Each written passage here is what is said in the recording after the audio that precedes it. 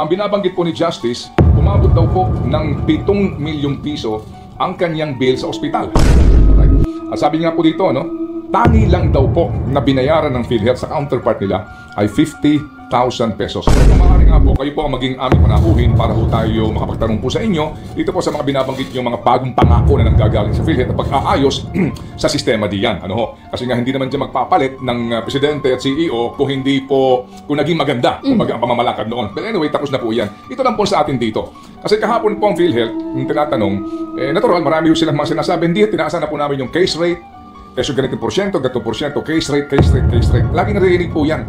And then, yung binabanggit din po nila na mas malawak na po ang benepisyo. Di ba? Pero kapag natin susuriin ang mga sinasabi po nila, hindi po ito lubos na napapakinabangan ng ating mga kababayan.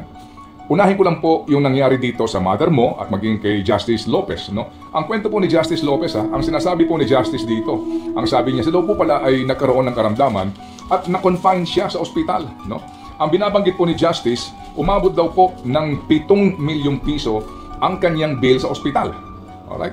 At sabi nga po dito, 7 milyon ang kanya pong inaabot sa kanyang bill at kinakailangan pa daw niyang magpabalik-balik sa ospital para po sa ilang pang mga check-up. Ang tangi lang daw po na binayaran ng PhilHealth sa counterpart nila ay 50,000 pesos or just 0.7% of his total expenses. Opo, kinakailangan daw niya ng regular na procedure. Para po doon sa kanyang pagpatuloy po na rehabilitasyon sa kanyang karamdaman at ito daw po ay 40,000 pesos per session. And again, sabi niya, I went to PhilHealth. Personally, I asked how much can be covered by PhilHealth.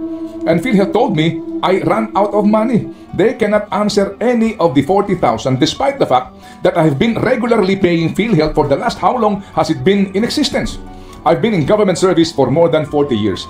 Ito po ay maestrado na ng kataas-taasang hukuman.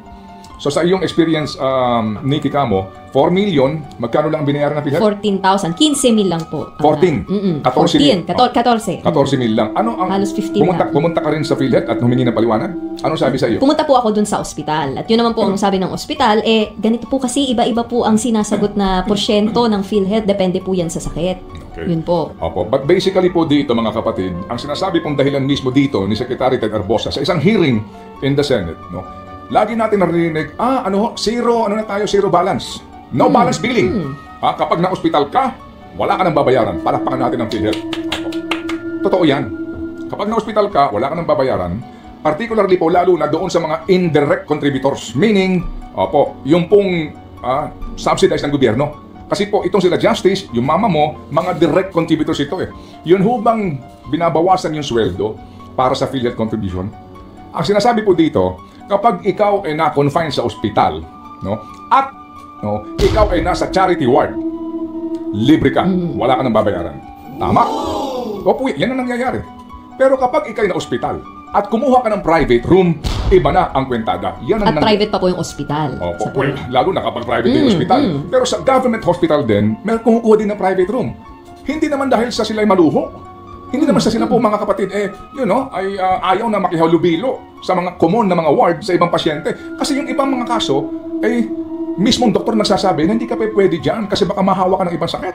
Dahil masela ng kondisyon mo. Sa mga may cancer, mababa na po ang immunity. Ito po yun Sa amin naman po, tinanggihan kami ng isang public hospital. Kasi hindi nga raw po kaya yung kaso ng mama ko noon. Kaya nga, so napunta ka ng private yun hospital. Yun nga po, kaya kami doon na-uwi. Pero nung napunta ka sa private hospital, dahil din sa masela ng kondisyon ng iyong mother, hindi siya pwedeng doon siya sa charity ward. Kasi lahat po ng even private hospitals have their own charity ward. Yung po bang libre bilang kanila pong responsibilidad rin sa publiko na tulungan po yung mga may sakit kahit na ikaw ay nasa private hospital.